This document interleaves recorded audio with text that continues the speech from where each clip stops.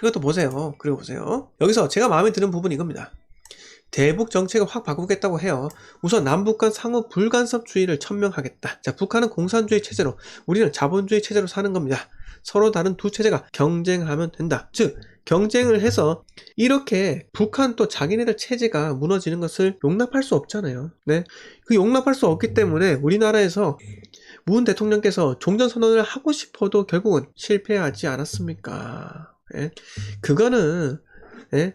김씨 왕조 국가에서 일어날 수 없는 일이라 생각해요. 저는요. 안 그렇습니까? 자, 입장을 바꿔서 여러분들이 자, 한 국가의 대빵이라 생각하세요. 그리고 내가 낳은 자식들, 아들, 딸들 쭉쭉쭉 있고 손자까지 있다. 그리고 내 딸린 식구들, 나를 바라보는 그 부하들 있다고 생각하면 여러분들 그 기득권을 내놓고 나 자유민주주의 할래? 이제 내가 했던 잘못 전부 다 용서해줘 라고 세상에 나올 수 있을까요?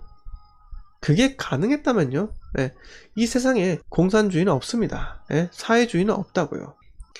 자, 그게 가능했다면요. 중동에 왜 수많은 왕조 국가가 아직까지 남아있습니까? 왕조가 무너졌어야죠. 안 그렇습니까? 자, 결국은 지금 하시는 말씀은 이겁니다. 자, 여기서 하나적인 사례로는 강성노조입니다. 강성노조를 합리적 노조로 바꾸지 않으면 한국 경제가 성장하는데 큰 장애물이 될 거라고 하는데, 저는 여기에 포인트가 있다고 하는 게 뭐냐면은, 자, 앞으로 자동차 시장에 있잖아요. 내연기관이 전기차나 수소 전기차로 바뀌어요. 맞죠? 수소 전지차로 바뀝니다. 네, 연료 전지냐, 네, 수소 전지냐 이렇게 바뀐다는 거예요. 네, 바뀐다는 건데, 죄송합니다. 연료 전지가 수소 전기고, 수소 전지고, 그냥 일반 전기차가 있죠. 연료 전지와 수소 전기차 이렇게 있는 거죠. 연료 전지와 그냥 전기차가 있는 거죠. 네. 아무튼 간에 그렇게 한국 산업의 패러다임이 바뀌는 겁니다. 네. 결국은 제조업은요, 점점 쇠락하게 되고요. 네. 그리고 전기차 시대로 가게 되면은 그 수많은 부품 회사들이 탈바꿈할 수밖에 없어요. 즉, 대한민국 산업 경제가 재편된다는 겁니다. 그러면요, 이 강성노조가 결국은, 여기서도 이 강성노조가 있잖아요. 물론 이로운 작용도 합니다. 왜? 이 사측에, 그러니까 회사 사용자의 편의성만 추구하면은 결국은 이 피해를 보는 것은요, 근로자였잖아요. 이때까지 고도의 산업의 성장 시기에는 그랬다는 거죠. 근데 산업의 성장 시기에는요, 그래도 조율을 하면서 가면은 서로가 성장하기 때문에 돈을 계속해서 올려줄 수 있지만은, 결국 산업이 정점을 찍고 하락을 하거나 또 이 산업이 재편되게 된다면요, 어떻게 되겠습니까? 강성노조라는 게 그 산업의 재편을 발목 잡을 수 있다는 거죠. 네.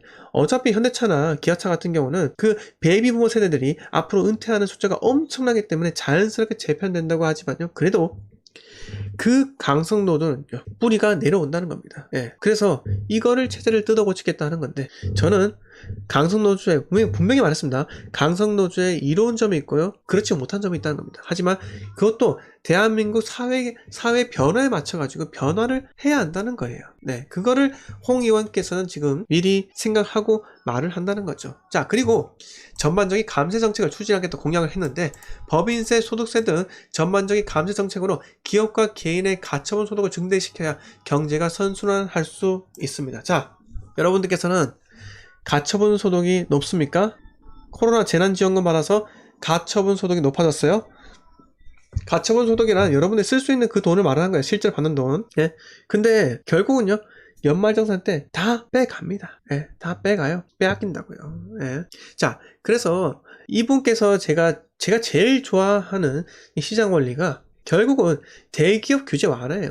대기업들이 시설 투자를 할 수 있도록 법인세 혜택도 주고요, 시설 투자 장려를 한다고 하잖아요.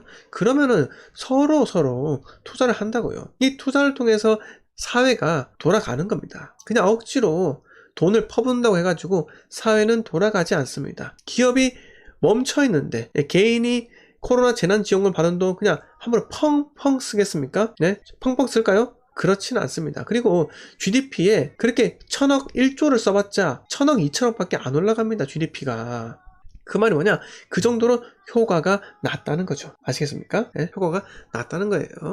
자, 나머지 제도는 이렇게 나머지 공약들은 굳이 이야기해 드릴 필요는 없지만요, 혹시나 저는 이렇게 생각합니다. 만약에 규제를 완화한다, 그리고 다주택자의 퇴로를 열어주고요, 그래도 다주택자가 투자를 해서 번 돈은요, 인정을 해줘야 돼요. 네? 인정을 하지 않는다면 결국은 규제를 강화했다는 거고, 그래서 부동산이 폭등했잖아요. 네, 그게 맞지 않는다는 겁니다. 결국은 규제 완화, 자, 양도세 완화, 종부세 완화, 재산세 완화, 이렇게 해서 완화 정책을 해가지고 완화된 만큼 부동산 거래가 또 늘어나고요. 부동산 거래세가 또 정부에서 또 걷지 않습니까? 또 거래세 걷으면요, 그만큼 서민들에게 또 시설 투자, 그러니까 국가 기반 사업에 또 투자를 한다면요, 누릴 정책을 해가지고 결국은 또 일자리가 증가하지 않겠습니까? 네?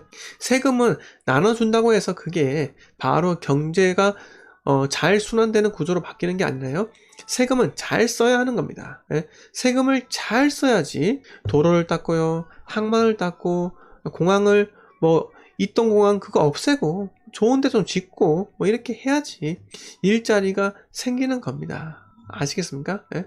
저는 그렇게 생각을 해요. 네, 생각합니다.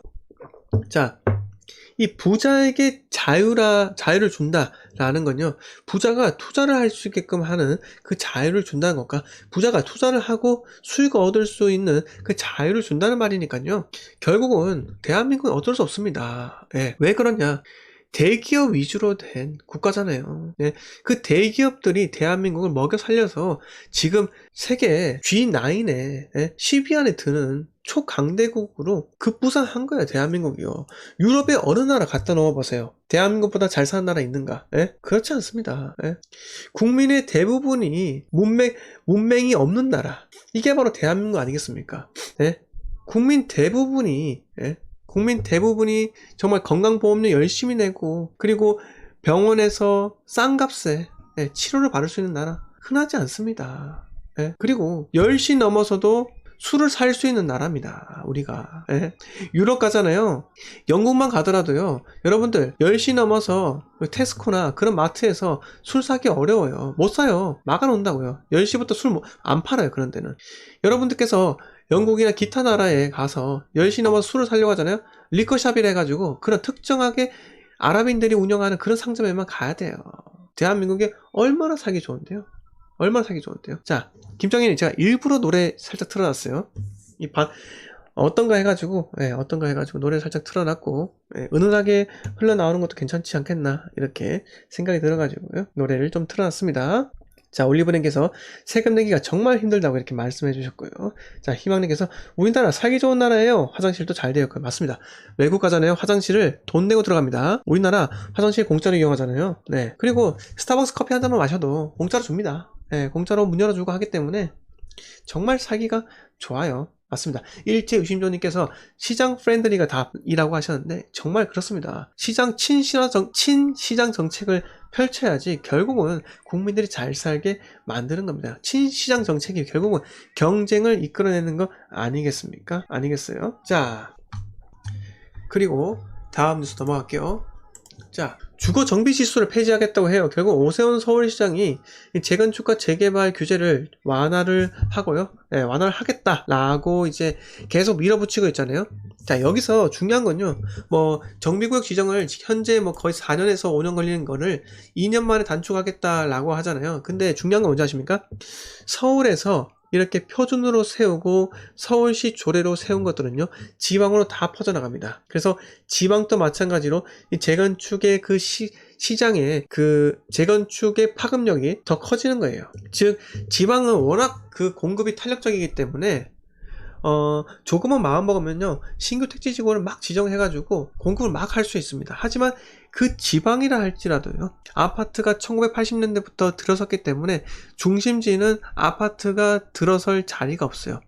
거기도 마찬가지로 재건축이나 재개발 사업을 할 수밖에 없는데, 이 오세훈 서울시장의 이 불도저 같은 이 재건축 재개발 완화가 결국은 지방광역시도 이렇게 다시 살아나게 하는데 큰 원동력이 될 거라는 겁니다. 자, 그래서 제가 드리는 말씀은요, 앞으로 지방에도 이 재건축 시장을 눈여겨보셔야 한다는 겁니다. 자, 특히 가로주택 사업, 이것도 눈여겨보세요. 가로주택 사업은 재건축이 일반적으로 10년 걸려요. 근데 가로주택 사업은요, 도로 같은 거 없애지 않고 그냥 그 도로 그 네모난 그 도로를 없애지 않고 그 도로 안에 있는 빌라나 아파트를 허물고 다시 짓는 거기 때문에 5년 만에 끝나요. 정말 빠릅니다.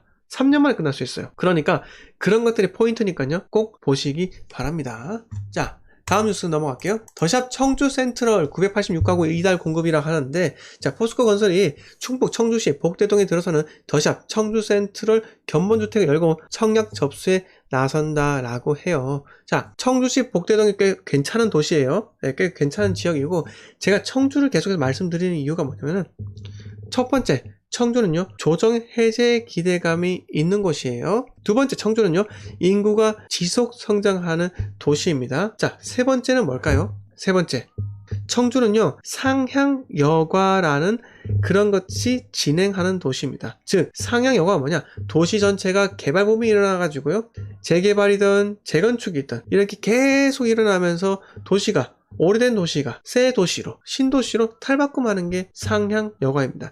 자, 신축 오래된 빌라가 밀집된 도시에 신축 빌라가 들어서게 된다면은 결국은 소득이 높은 사람들이 유입을 시키는 그 유발하는 효과가 엄청 크다는 겁니다. 그러면요, 도시 자체의 평균 임금이 높아지기 때문에 상권이 발달하고 인프라가 발달하기 때문에 결국은 집값이 올라간다는 겁니다. 네, 지금 제가 요새 청주의 모 아파트를 계속 추천을 드리고 있는 이유가 결국 제가 방금 말씀드렸던 이러한 그겁니다. 방금 말씀드린 세 가지 꼭 잊지 마세요. 그래서 청주의 청주 더샵 센트럴이겠죠? 더샵 청주 센트럴, 이거 청약 경쟁률 꼭 챙겨보세요. 그냥 이거 어차피 조정지역이니까 전매 제한 걸리겠네, 나랑 상관없네, 이렇게 생각하지 마세요. 절대 그렇게 생각하지 마시고 꼭 이런 것들을 청약 경쟁률이 얼마인지 챙겨보시는 게 여러분들의 시야를 팍 트일 수 있다는 겁니다. 아시겠죠? 자, 이렇게 뉴스를 마치도록 하고요. 네, 뉴스를 마치도록 하고 여러분들과 그 Q&A 를 답을 해드리도록 할게요.